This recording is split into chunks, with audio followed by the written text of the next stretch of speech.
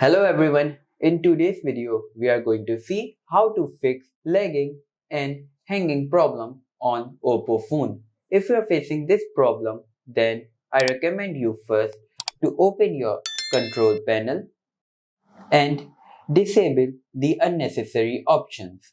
In my case, it's do not disturb, touch, personal hotspot, eye comfort, rotation, and I don't need location at all, and mobile data because I have already connected with Wi-Fi. So disable all these options.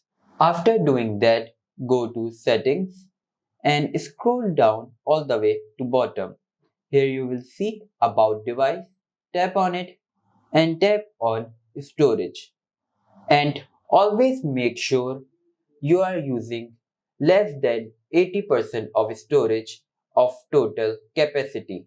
In my case, I am only using 29.9 GB of full storage of 64 GB.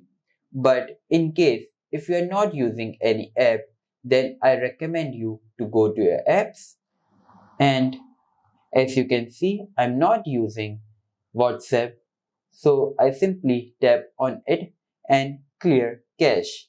It will clear all kind of junk data.